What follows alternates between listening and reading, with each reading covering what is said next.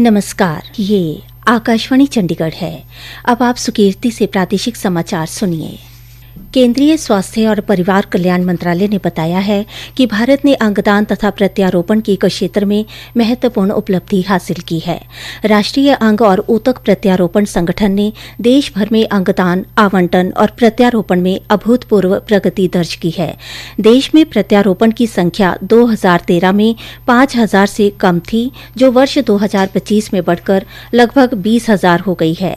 मंत्रालय ने बताया कि वर्तमान में लगभग 18% प्रत्यारोपण मृतदाताओं द्वारा दान किए गए अंगों का उपयोग करके किए जा रहे हैं। प्रधानमंत्री नरेंद्र मोदी ने भी कल मन की बात कार्यक्रम में अंगदान के महत्व का उल्लेख किया। उन्होंने कहा कि देश में अंगदान के प्रति जागरूकता बढ़ रही है। प्रधानमंत्री नरेंद्र मोदी ने भी इंडिया एआई इम्पैक्ट समिट के दौरान कांग्रेस के आचरण की आलोचना की है। प्रधानमंत्री ने सम्मेलन में युवा कांग्रेस कार्यकर्ताओं के शर्टलेस विरोध प्रदर्शन पर पार्टी की निंदा की और कहा कि इस प्रदर्शन से पता चलता है कि देश की सबसे पुरानी पार्टी वैचारिक रूप से दिवालिया हो गई है। श्री मोदी ने कहा, दुनिया के विकासशील देशों में ऐसा सम्मेलन आज तक कभी नहीं हुआ। पूरा देश गर्व से भर गया, लेकिन कांग्रेस और इसके इकोसिस्टम ने क्या किया? साथियों, कांग्रेस ने भारत के एक वैश्विक आयोजन को अपनी गंदी और नंगी राजनीति का अखाड़ा बना दिया। केंद्रीय मंत्री किरेन रिजिजू ने भी विरोध प्रदर्शन की आलोचना करते हुए कहा कि इससे देश की छवि धूमिल हुई है।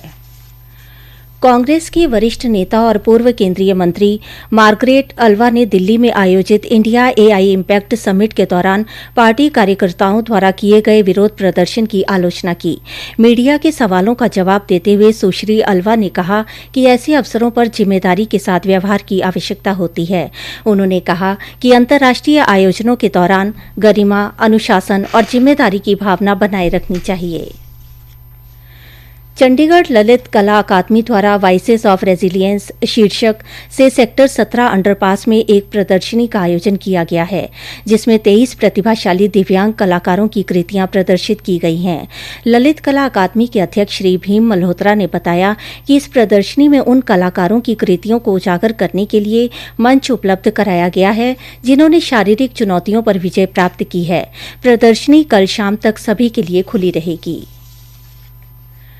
पारंपरिक लोक नाट्य विधा को प्रोत्साहित करने के उद्देश्य से आज से 27 फरवरी तक कुरुक्षेत्र में 5 दिवसीय सांग महोत्सव का आयोजन किया जा रहा है, जिसमें प्रदेश भर के कलाकार सांग की प्रस्तुतियां देंगे। एक सरकारी प्रवक्ता ने बताया कि सूचना, लोक संपर्क एवं भाषा विभाग हरियाणा द्वारा श्री धनपत सिंह सांगी स्मृति पुरस्कार के उपलक्ष्य में इस भव्य सांग महोत्सव का आयोजन किया जा रहा है। यह कार्यक्रम प्रतिदिन प्रातः 11 बजे से ब्रह्म सरोवर के नजदीक हरियाणा कला परिषद की कलाकृति भवन में आयोजित किया जाएगा। सांग महोत्सव में हरियाणा की समृद्ध लोक नाट्य परंपरा सांग की प्रस्तुतियां प्रदेश के विभिन्न जिलों से आए कलाकारों द्वारा दी जाएंगी। 5 दिवसीय इस सांस्कृतिक आयोजन में कुल 24 सांग प्रस्तुत किए जाएंगे, जिनमें ऐतिहासिक, पौराणिक एवं लोक कथाओं पर आधारित कथानक शामिल हैं।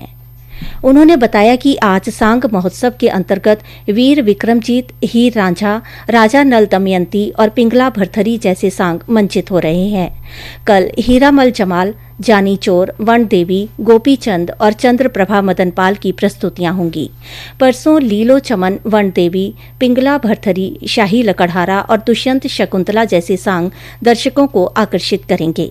26 फरवरी को वण देवी, राजा नल दमयंती, हीरामल जमाल, गोपी चंद और सेठ ताराचंद का मंचन किया जाएगा। वहीं समापन दिवस पर 27 फरवरी को धर्म की जीत, वण देवी, राजा उत्तानपाद ध्रुव का जन्म और विराट पर्व जैसे सांग प्रस्तुत किए जाएंगे। इसी के साथ ही प्रादेशिक समाचार समाप्त हुए।